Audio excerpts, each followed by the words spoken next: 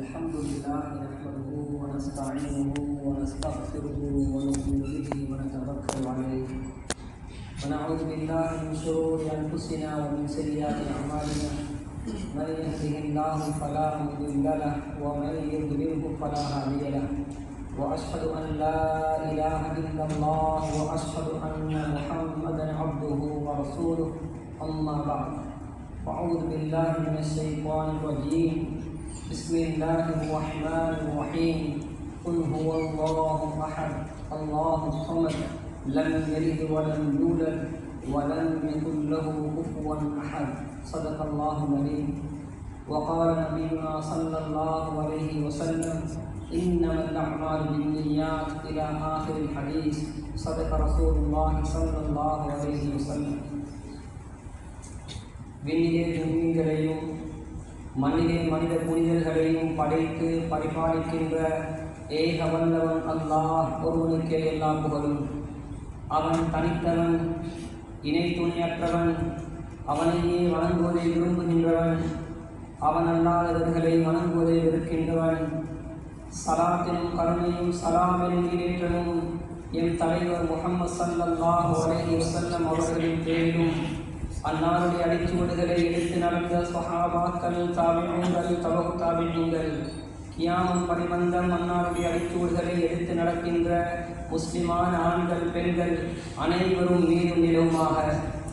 அல்லாஹுடைய மாளிகையை இஅ்திகாஃபின் நியத்தில் பெற்றிருக்கக்கூடிய இஸ்லாமிய நெஞ்சங்களே, இவ்வுலகத்தில் வாழக்கூடிய காலத்தில் எல்லா நேரத்திலும் எல்லா இடத்திலும் எல்லா காலத்திலும் அல்லாஹ் ஒருவனையே பயந்து வாழ்ந்து கொள்ளும்படியாக முதல் கண் அடியனாகி எனக்கும் அப்பால் உங்களுக்கும் வசீஹத்தும் நசீஹத்தும் செய்து கொள்கின்றேன். கண்ணியத்துக்குரிய அல்லாஹு தஆலாவின் நல்லடியார்களே, அல்லாஹ் சுப்ஹானஹு தஆலா எனக்கும் உங்களுக்கும் உலகத்துடைய வாழ்க்கையை கொடுத்திருக்கின்றான். இந்த உலகத்தை படைக்கக்கூடிய நேரத்தில் அல்லாஹு தஆலா வானம், பூமி, சூரியன், சந்திரன் அனைத்தையும் படைக்கும் போதே அல்லாஹு தஆலா காலங்களை 12 மாதமாக அல்லாஹு தஆலா ஆக்கினான். அந்த 12 மாதத்திலும் அல்லாஹு தஆலா கண்ணியமான சிறப்பான 4 மாதங்களை அல்லாஹு தஆலா ஆக்கினான். அந்த 4 மாதங்களும் துல்காதா, துல்ஹிஜ்ஜா, முஹர்ரம், ரஜப் என்னும் சொல்லப்படக்கூடிய 4 மாதங்களை அல்லாஹு தஆலா சிறப்பாக்கி இருக்கின்றான். இப்போது நானும் நீங்களும் வீட்டிருக்கக்கூடிய மாதம் ரஜபுடைய மாதமாக இருந்து கொண்டிருக்கிறது. அல்லாஹு தஆலா இந்த ரஜபுடைய மாதத்தில் பல நிகழ்வுகளை, இஸ்லாமிய பல விடயங்களை அல்லாஹு தஆலா ரஜபுடைய மாதத்தில் நிகழ்த்தினான். அதில் ஒன்றுதான் கண்ணியமான சகோதரர்களே, அல் ஹிஜ்ரத்துல் ஊலா, முதலாவது ஹிஜ்ரத். இஸ்லாமிய வரலாற்றில் முதலாவது ஹிஜ்ரத் நடைபெறுகிறது. மக்காவிலிருந்து ஹபஷாவுக்கு, எத்தியோப்பியாவுக்கு ஹிஜ்ரத் செல்கிறார்கள். ஆண்கள் 11 பேர்களும் பெண்கள் 4 பேர்களும் ஹிஜ்ரத் செல்கிறார்கள். அவர்களில் உஸ்மான் இப்னு மல்ஊன் ரலியல்லாஹு அவர்களும் அவர்களுடைய துணைவியார் ருகையா ரலியல்லாஹு அவர்களும் ஜஅஃபர் இப்னு அபீ தாலிப் ரலியல்லாஹு அவர்களும் அவர்களுடைய மனைவி அஸ்மா பின்த் உமைஸ் ரலியல்லாஹு அவர்களும் அபூ சலமா ரலியல்லாஹு அவர்களும் உம்மு சலமா ரலியல்லாஹு அன்ஹா அவர்களும் இருக்கிறார்கள். இஸ்லாமுடைய முதலாவது ஹிஜ்ரத் ரஜபுடைய மாதத்தில் நடைபெற்றது. அதே போன்று கண்ணியமான சகோதரர்களே, தபூக்குடைய யுத்தம் ஹிஜ்ரி 9 நடைபெறுகிறது. ஸல்லல்லாஹு அலைஹி வஸல்லம் அவர்கள் கலந்து கொண்ட கடைசி யுத்தம். இந்த தபூக்குடைய யுத்தத்துக்கு இன்னொரு பேர் இருக்கிறது, ஜெய்சுல் உஸ்ரா, கஸ்வத்துல் உஸ்ரா, கஷ்டத்துடைய சிரமத்துடைய போர் என்றும் இதற்கு ஒரு பேர் இருக்கிறது. கண்ணியமான சகோதரர்களே, இந்த யுத்தத்தில் உஸ்மான் ரலியல்லாஹு அவர்கள் 300 ஒட்டகங்களை கொடுத்தார்கள். 1000 தங்க காசுகளை ஸல்லல்லாஹு அலைஹி வஸல்லம் அவர்களுக்கு முன்னால் வந்து போடுகிறார்கள். இதை பார்த்த ஸல்லல்லாஹு அலைஹி வஸல்லம் அவர்கள் சந்தோஷத்தினால் கூறினார்கள், மா மர்ர உஸ்மான் மா அமில பஅதல் யௌம், இன்றைய நாளைக்கு பின்னால் உஸ்மான் எதை செய்தாலும் அல்லாஹ் அவரை குற்றம் பிடிக்க மாட்டான். கண்ணியமான சகோதரர்களே, அந்த அளவு ஸல்லல்லாஹு அலைஹி வஸல்லம் அவர்களுடைய உள்ளத்தை குளிர வைத்தார்கள். அப்துர் ரஹ்மான் இப்னு அவுஃப் ரலியல்லாஹு அன்ஹு அவர்கள் வருகிறார்கள். 8000 திர்ஹங்களையும் 700 ஒட்டகங்களையும் கொண்டு வந்து ஸல்லல்லாஹு அலைஹி வஸல்லம் அவர்களுக்கு முன்னால் கொடுக்கிறார்கள். ஒரே நாளில் செலவு செய்தார்கள். அதுவும் ரஜபுடைய மாதத்தில் அந்த நிகழ்வும் நடைபெறுகிறது. அதே போன்று சைஃபுல்லாஹில் மஸ்லூல், அல்லாஹ்வுடைய வாள் என்று முனைப்பேர் பட்டப்பேர் இடப்படக்கூடிய காலித் இப்னு வலீத் ரலியல்லாஹு அன்ஹு அவர்கள் ஹிஜ்ரி 15இல் யர்மூக்குடைய யுத்தம் நடைபெறுகிறது. அந்த யர்மூக்குடைய யுத்தமும் ரஜபுடைய மாதத்தில் தான் நடைபெற்றது. கண்ணியமான சகோதரர்களே, காலித் இப்னு வலீத் ரலியல்லாஹு அவர்கள் அல்லாஹ்வுடைய நாமத்தை சொல்லி நஞ்சை குடிக்கிறார்கள். ஹீராவுடைய மன்னனுக்கு முன்னால் குடிக்கிறார்கள். அவருக்கு எதுவுமே நடைபெறவில்லை. அல்லாஹ்வுடைய நம்பிக்கை, அல்லாஹ்வுடைய அசைக்க முடியாத அந்த நம்பிக்கையின் காரணமாக அல்லாஹ் அவரை அந்த விடயத்திலிருந்து பாதுகாத்தான். பல சிறப்புகள் இருக்கக்கூடிய அந்த சஹாபி யர்மூக்குடைய யுத்தத்துக்கு தயாராகிறார்கள். அது ரஜபுடைய மாதமாக இருந்து கொண்டிருக்கிறது. அதே போன்று இந்த ரஜபுடைய மாதத்தில் நடைபெற்ற மிக முக்கியமான ஒரு விடயம்தான் இஸ்ரா வல் மிஅராஜ் என்று சொல்லக்கூடிய ஸல்லல்லாஹு அலைஹி வஸல்லம் அவர்களுடைய விண்வெளி யாத்திரை. கண்ணியமான சகோதரர்களே, ஏன் இதற்கு இப்படி சிறப்புகள்? இவ்வளவு யாராலும் மறைக்கவோ மறுக்கவோ முடியாத அளவுக்கு அல்லாஹ் தஆலா இதனை வைத்திருக்கிறான் என்றால், நாம் இந்த இடத்தில் அமர்ந்து கொண்டிருக்கிறோம். அமர்ந்து கொண்டிருக்கக்கூடிய நேரத்தில் அந்த இடத்தில் ஒரு சூடு ஏற்படும். அந்த சூடு நாம் எழுந்து சற்று நேரத்தில் இல்லாமல் போய்விடும். ஸல்லல்லாஹு அலைஹி வஸல்லம் விண்வெளி யாத்திரையை மேற்கொள்கிறார்கள். அந்த சூடு அப்படியே இருக்கும் போதே திரும்பி வருகிறார்கள். ஒரு சில நேரத்தில் அனைத்து விடயத்தையும் பார்த்துவிட்டு ஸல்லல்லாஹு அலைஹி வஸல்லம் அவர்கள் வருகிறார்கள். கண்ணியமான சகோதரர்களே, நபி ஸல்லல்லாஹு அலைஹி வஸல்லம் அவர்கள் ஹிஜ்ரே இஸ்மாயில் இடத்தில் இருக்கிறார்கள். இன்னொரு ரிவாயத்தில் உம்மு ஹானி ரலியல்லாஹு அன்ஹா அவர்களுடைய வீட்டில் இருக்கிறார்கள். உம்மு ஹானி ரலியல்லாஹு அன்ஹா அவர்கள் அலி ரலியல்லாஹு அன்ஹு அவர்களுடைய சகோதரி, அவர்களுடைய வீட்டில் இருக்கிறார்கள். வலமையாக ஜிப்ரீல் அலைஹிஸ்ஸலாம் வாயிலாகத்தான் உள்ளே வருவார்கள். வலமைக்கு மாற்றமாக கூரையை பிளந்து கொண்டு வருகிறார்கள். ஸல்லல்லாஹு அலைஹி வஸல்லம் அவர்களை கஅபாவுக்கு பக்கத்தில் அழைத்துச் செல்கிறார்கள். அழைத்துச் சென்று ஸல்லல்லாஹு அலைஹி வஸல்லம் அவர்களுடைய உள்ளம் பிளக்கப்படுகிறது. வரலாற்று ஆசிரியர்கள் எழுதுகிறார்கள், ஸல்லல்லாஹு அலைஹி வஸல்லம் அவர்களுடைய உள்ளம் 4 தடவை பிளக்கப்பட்டது. முதலாவது ஸல்லல்லாஹு அலைஹி வஸல்லம் அவர்கள் ஹலீமா ஸஅதியா ரலியல்லாஹு அன்ஹா அவர்களிடத்தில் சிறு வயதில் இருக்கிறார்கள். அவர்களுக்கு 3 அல்லது 4 வயதாக இருக்கும் போது முதலாவது அந்த உள்ளத்தை பிளக்கக்கூடிய நிகழ்வு நடைபெறுகிறது. அதன் பிறகு ஸல்லல்லாஹு அலைஹி வஸல்லம் அவர்களுக்கு 10வது வயதில் இரண்டாவது நிகழ்வு நடைபெறுகிறது. மூன்றாவது ஸல்லல்லாஹு அலைஹி வஸல்லம் அவர்களுக்கு நபித்துவம் கொடுக்கப்படும் போது 40வது வயதில் மூன்றாவது நிகழ்வு நடைபெறுகிறது. 4வது ரஜபுடைய மாதம் 27வது நாள் ஸல்லல்லாஹு அலைஹி வஸல்லம் அவர்களுக்கு 50 வயதில் நடைபெறுகிறது. கஅபாவுக்கு பக்கத்தில் ஜிப்ரீல் அலைஹிஸ்ஸலாம் ஸல்லல்லாஹு அலைஹி வஸல்லம் அவர்களின் உள்ளத்தை எடுக்கிறார்கள், தங்க தட்டில் வைக்கிறார்கள். எடுக்கக்கூடியவர் ஜிப்ரீல் அலைஹிஸ்ஸலாம் அவர்கள், மலக்குமார்களின் தலைவர். யாருடைய உள்ளம் எடுக்கப்படுகிறதோ அவர்கள் ரஹ்மத்துல் ஆலமீன், அவர்கள் உலகத்துக்கே ரஹ்மத்தாக அனுப்பப்பட்டவர்கள். அவர்களுடைய உள்ளம் தங்க தட்டில் வைக்கப்படுகிறது. உலகத்தில் நீர்களில் சிறந்த நீர் ஜம்சம், மாம் ஜம்சம் லிமா சுரிபலா, எதற்காக வேண்டி குடிக்கப்படுகிறதோ, எந்த நோக்கத்தில் குடிக்கப்படுகிறதோ அந்த நோக்கம் நிறைவேற்றப்படக்கூடிய அந்த தண்ணீர், அதனால் அந்த உள்ளம் கழுவப்படுகிறது. அதற்கு பின்னால் இல்ம் எனும் ஞானத்தை கொண்டும், ஈமான் அல்லாஹ் தஆலாவுடைய நம்பிக்கையை கொண்டும் அந்த உள்ளம் நிறைக்கப்படுகிறது.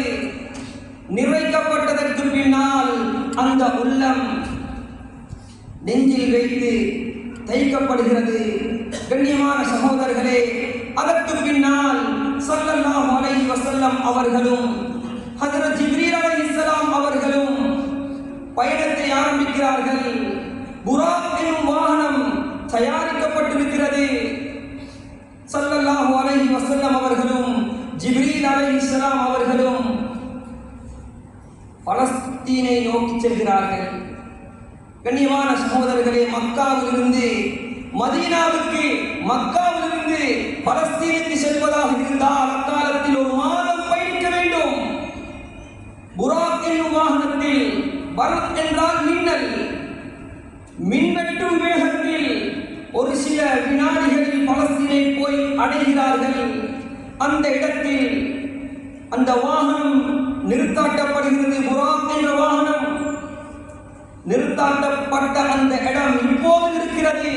அந்த இடத்தில் ஒரு மஸ்ஜித் கட்டப்பட்டிருக்கிறது. மஸ்ஜிதுல் புராக் என்று ஒரு இறையாலயம் கட்டப்பட்டிருக்கிறது.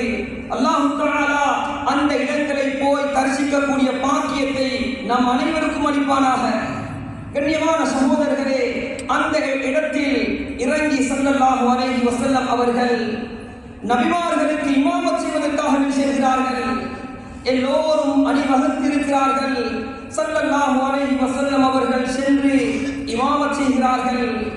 அதற்கு பின்னால் இப்போது மஸ்ஜிதுல் அக்ஸா என்று நாம் கூறிக்கொண்டிருக்கக்கூடிய குப்பத்து ஸஹ்ரா என்று சொல்லக்கூடிய அந்த இடத்தில் கோல்டு கரத்தில், கோல்ட் நிறத்தில் இருக்கக்கூடிய, தங்க நிறத்தில் இருக்கக்கூடிய அந்த குபாவுக்கு கீழால் ஒரு பாறை இருக்கிறது, ஒரு கல் இருக்கிறது. அந்த கல்லிடத்தில் தான் இருந்து ஸல்லல்லாஹு அலைஹி வஸல்லம் விண்வெளி யாத்திரையை ஆரம்பிக்கிறார்கள்.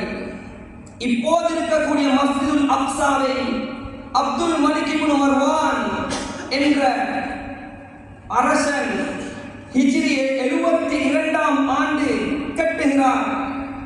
அந்த இடத்தில் அந்த குபாவுக்கு கீழால் இருக்கக்கூடிய அந்த கல்லிடத்தில் இருந்து ஸல்லல்லாஹு அலைஹி வஸல்லம் அவர்கள் விண்வெளி யாத்திரையை ஆரம்பிக்கிறார்கள். மக்காவிலிருந்து பலஸ்தீனுக்கு சென்ற பயணத்திற்கு பேர் இஸ்ரா என்று சொல்லப்படும். பலஸ்தீனில் இருந்து ரப்பை சந்திப்பதற்காக வேண்டி அந்த சென்ற பயணம் மிஅராஜ் என்று சொல்லப்படும். கண்ணியமான சகோதரர்களே, செல்கிறார்கள். நபி ஸல்லல்லாஹு அலைஹி வஸல்லம் அவர்களும் ஜிப்ரீல் அலைஹிஸ்ஸலாம் அவர்களும் செல்கிறார்கள். முதல் வானத்தில் ஹஜ்ரத் ஆதம் அலைஹிஸ்ஸலாம் அவர்கள் இருக்கிறார்கள். ஆதம் அலைஹிஸ்ஸலாம் அவர்கள் கேட்கிறார்கள், மன் ஹாதா, இது யார்? இதுதான் முஹம்மது ஸல்லல்லாஹு அலைஹி வஸல்லம் என்று சொல்லப்படுகிறது. அவர்கள் வரவேற்கிறார்கள். வபனு ஸாலிஹ் மர்ஹபன் வபனு ஸாலிஹ், ஸாலிஹான மகனே வாருங்கள், வன் நபி ஸாலிஹ், ஸாலிஹான நபியே வாருங்கள் என்று அவரை வரவேற்கிறார்கள். ஜிப்ரீல் அலைஹிஸ்ஸலாம் அவர்கள் கூறுகிறார்கள், அல்லாஹ்வின் தூதரே, ஹாதா அபூ, இதுதான் உங்களோட வாப்பா. ஆதம் அலைஹிஸ்ஸலாத்தை அறிமுகம் செய்கிறார்கள். அதற்கு பின்னால் இரண்டாம் வானத்துக்கு செல்கிறார்கள். இரண்டாம் வானத்தில் ஹஜ்ரத் ஈசா அலைஹிஸ்ஸலாம், யஹ்யா அலைஹிஸ்ஸலாம் அவர்கள் இருக்கிறார்கள். அவர்களும் வரவேற்கிறார்கள். மர்ஹபன் பில் அஹி ஸாலிஹ் வன் நபி ஸாலிஹ், சாலிஹான சகோதரரே உங்களுடைய வருகை நல்வரவாகட்டும், சாலிஹான நபியே உங்களுடைய வருகை நல்வரவாகட்டும் என்று அழைக்கப்படுகிறது. வரவேற்கிறார்கள். மூன்றாவது வானத்தில் நபியுனா யூசுப் அலைஹிஸ்ஸலாம் அவர்கள் இருக்கிறார்கள். நான்காவது வானத்தில் இத்ரீஸ் அலைஹிஸ்ஸலாம் அவர்கள் இருக்கிறார்கள். ஐந்தாவது வானத்தில் ஹாரூன் அலைஹிஸ்ஸலாம் அவர்கள் இருக்கிறார்கள். ஆறாவது வானத்தில் மூசா அலைஹிஸ்ஸலாம் அவர்கள் இருக்கிறார்கள். ஏழாவது வானத்தில் நபியுனா இப்ராஹிம் அலைஹிஸ்ஸலாம் அவர்கள் இருக்கிறார்கள். எல்லோரும் அழைக்கிறார்கள், மர்ஹபன் பில் அஹி ஸாலிஹ் வன் நபி ஸாலிஹ், சாலிஹான சகோதரரே உங்கள் வருகை நல்வரவாகட்டும், சாலிஹான நபியே உங்கள் வருகை நல்வரவாகட்டும் என்று அனைவரும் அழைக்கிறார்கள்.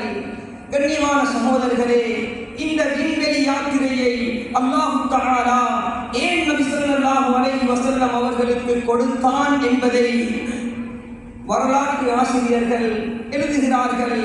ஸல்லல்லாஹு அலைஹி வஸல்லம் அவர்களுடைய 50வது வயதை அடைகிறார்கள்.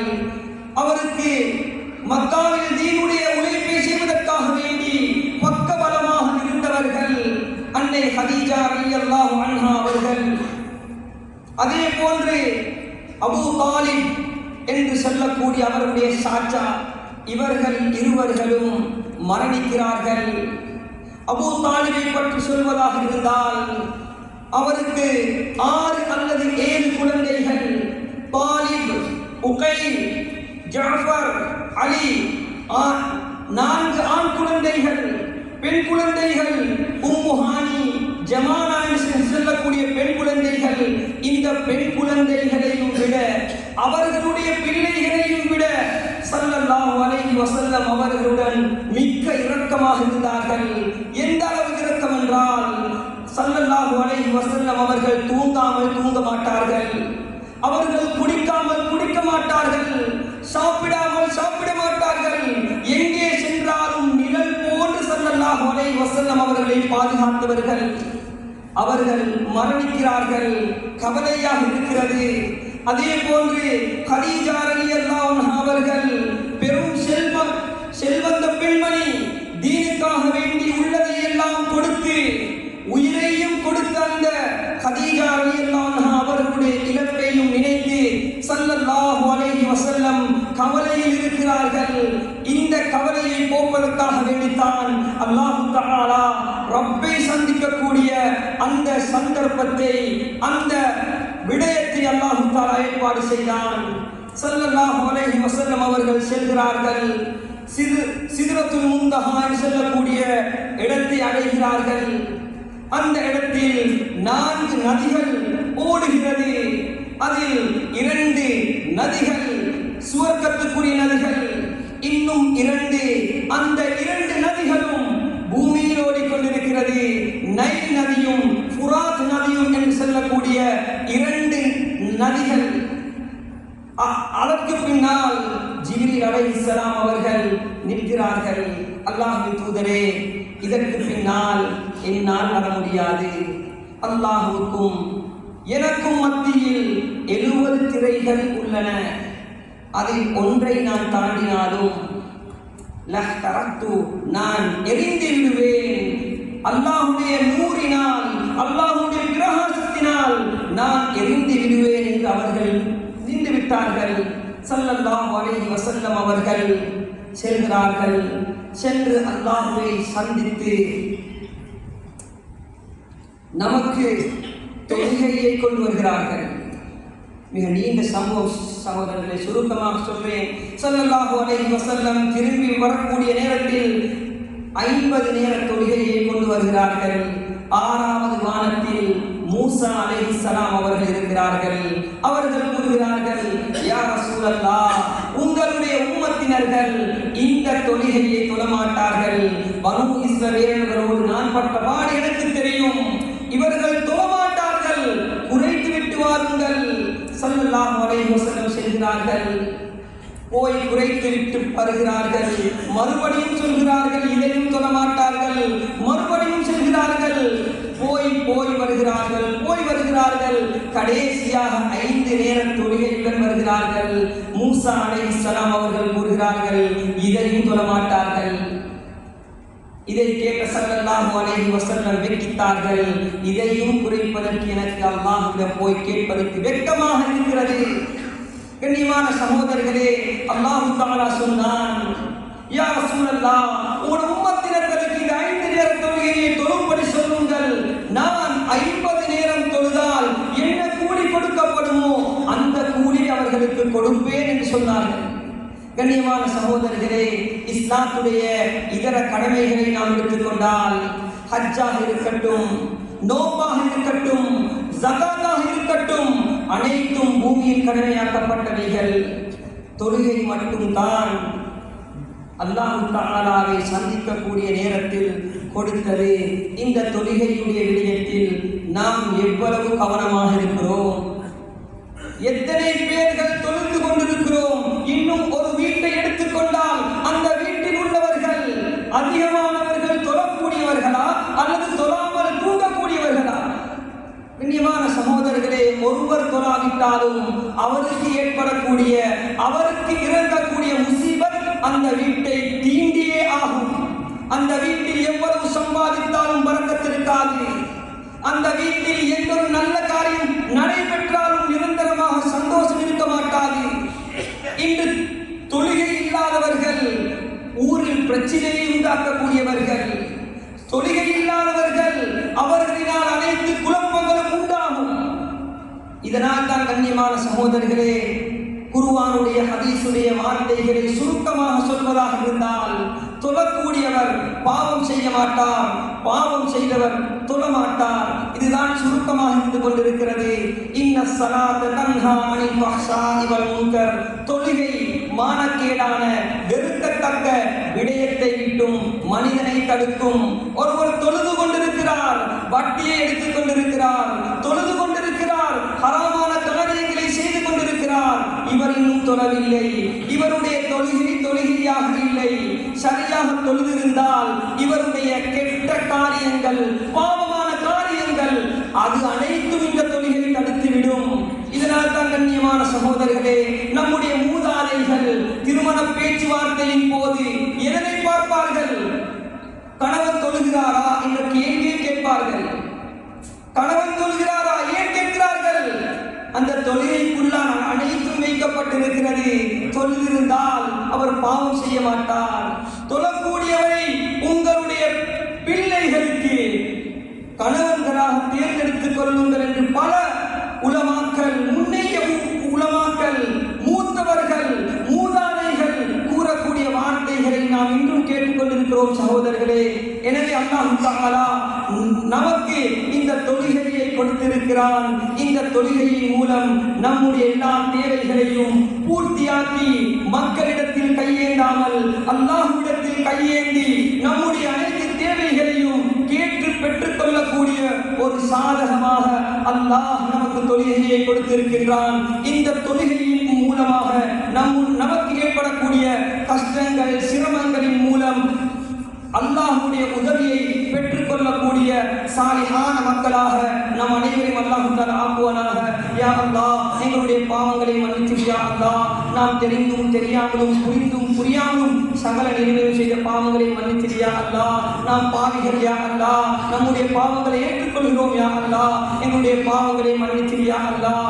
எங்களை பெற்று வளர்த்து ஆளாக்கிய எங்களுடைய பெற்றோர்களுடைய பாவங்களை மன்னித்து யா அல்லாஹ். நமக்கு அறிவையூட்டிய உஸ்தாத்மார்கள், ஆசிரியர்கள், அவர்கள் அனைவருடைய பாவங்களை மன்னித்து யா அல்லாஹ். யா அல்லாஹ், நாம் அறியாதவர்கள் யா அல்லாஹ், நாம் பாவிகள் யா அல்லாஹ், நம்முடைய பாவங்களை மன்னித்து யா அல்லாஹ். இந்த இடத்தில் இருக்கக்கூடிய அனைவருக்கும் மூத்துக்கு முன்னால் ஹஜ்ஜுடைய உம்ராவுடைய பாக்கியங்களை நசீபாக்கி யா அல்லாஹ். என்னென்ன தேவைகளுடன், என்னென்ன கஷ்டங்களுடன், என்னென்ன சிரமங்களை உள்ளத்தில் சுமந்து கொண்டு இந்த இடத்தில் இருக்கிறார்களோ அவர்களுடைய அனைத்து கஷ்டங்களையும் சிரமங்களையும் நீ நீக்கிறியா அல்லாஹ். யா அல்லாஹ், தொழுகையை கொண்டும் பொறுமையை கொண்டும் உதவி தேடக்கூடிய நல்ல மக்களாக நம் அனைவரையும் ஆக்கிறியா அல்லாஹ். இந்த துஆவை உன்னுடைய தனிப்பெரும் கிருபையை கொண்டு ஏற்றுக்கொள்ளுயா அல்லாஹ். அல்ஹம்துலில்லாஹ்.